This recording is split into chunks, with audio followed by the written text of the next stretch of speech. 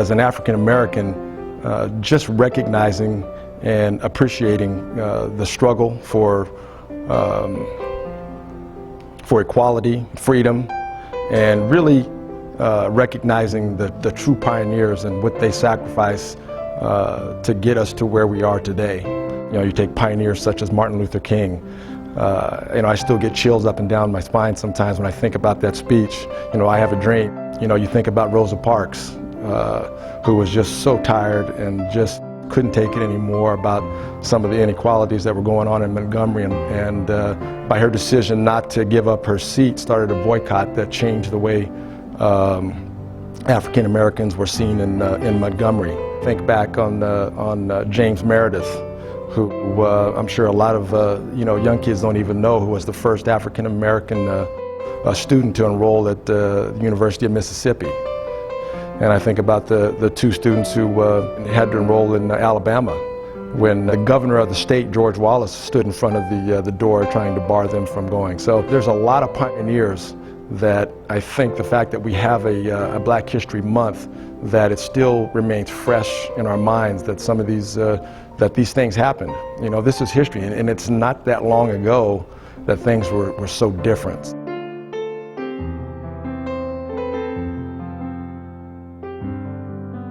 It was on a whim.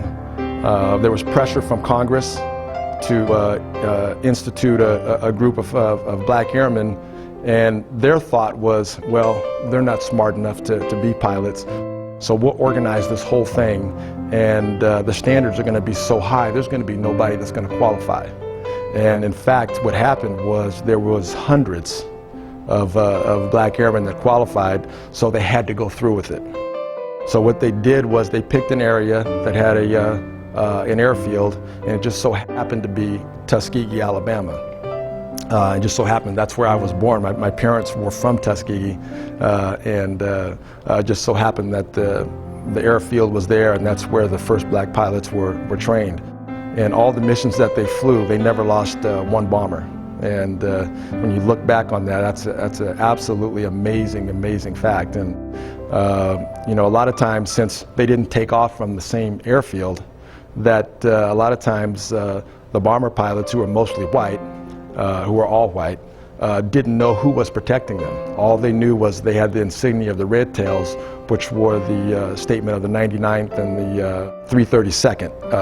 And they had the red tails on the back of their airplane, and that's how they knew that the Tuskegee Airmen were protecting them.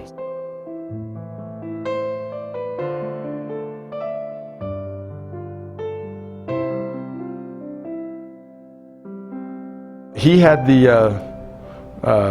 actually the very first mission that was ever flown by a Black fighter.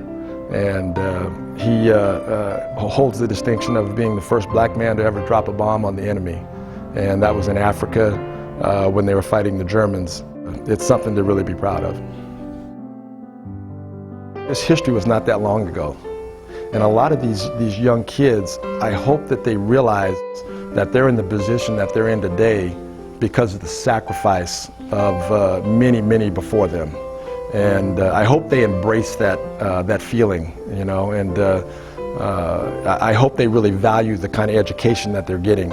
It's not about what's been done to you, but it's where you take this forward. And if there's anything I try to do with young student athletes that I deal with, is to kind of give that same kind of motivation to them, that, you know what, don't always be the victim.